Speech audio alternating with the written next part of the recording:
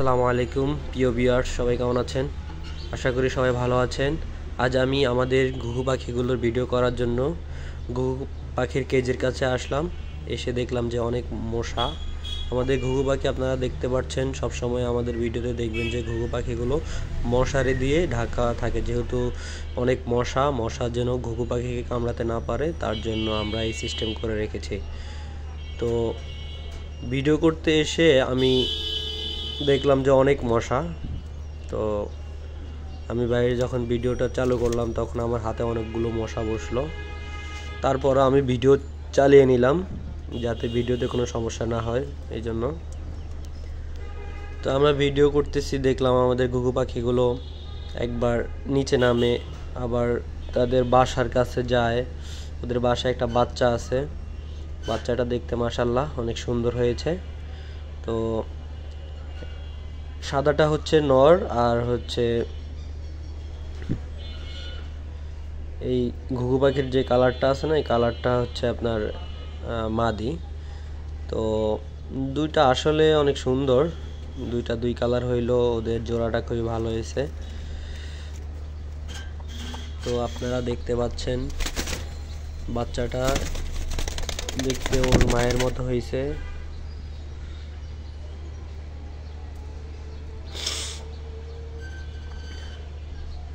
তো আমরা ওদেরকে খাবার হিসেবে দিয়ে থাকি, এখন যেহেতু গরম,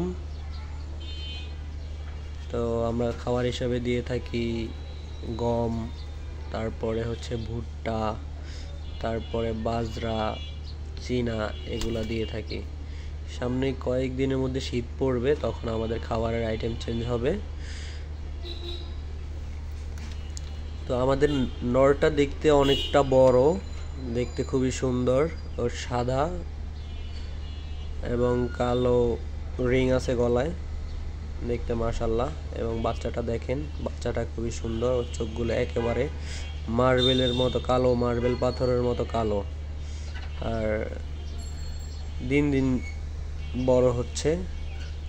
তো দেখতে থাকুন আমাদের ভিডিওটি, আমাদের পাশে থাকবেন, সবসময় আমাদের ভিডিওগুলো দেখবেন এবং লাইক, কমেন্ট, সাবস্ক্রাইব করবেন, শেয়ার করবেন, আপনার বন্ধুদের দেখার সুযোগ দিবেন। এখন দেখবেন যে আমার হাতে মশা বসছে, এই মশাটা আমি আপনাকে দেখাচ্ছি। মশাটা প্রায় আমার হাত থেকে অনেকগুলো রক্ত খেয়ে নিচ্ছে। আরও অনেকগুলো মশা ছিল, যখন আমি ভিডিওটা করার জন্য আসলাম তখন সবগুলোই উড়ে গেল। একটা মশা এখনও অবশিষ্ট বসে আছে। তো আমরা মশাটা আর একটু পরে দেখাবো আপনাদেরকে। আমরা ঘুঘু পাখিগুলো দেখাই। ঘুঘু পাখি দেখলে আসলে মনটা ভালো লাগে। আর যারা ঘুঘু পাখি পালার ইচ্ছা করেন তারা অবশ্যই পালতে পারেন। ঘুঘু পাখি আসলে অনেক সুন্দর একটা জিনিস। দেখেন আমার হাতে একটা মশা, তারপরে এই যে এখানে একটা মশা। মশাগুলোর মানে সাইজটা অনেক বড় বড়, আর রক্ত মনে হয় যে আপনার খনিকে অল্প ক্ষণের ভিতরে অনেকগুলো রক্ত টেনে নিচ্ছে, এরকম অবস্থা করতেছে।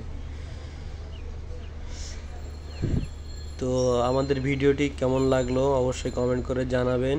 আর মশার কামড়, আসলে এই সিজনে মশার কামড় খাওয়াটা ঠিক না, তারপরও ভিডিও করার স্বার্থে মশার কামড় খেতে হলো। যখন আমি মশা তাড়াইতাম তখন হচ্ছে দেখা যায় যে ভিডিও করাটা সমস্যা হইতো, ভিডিওটা ঠিকমতো করা যেত না।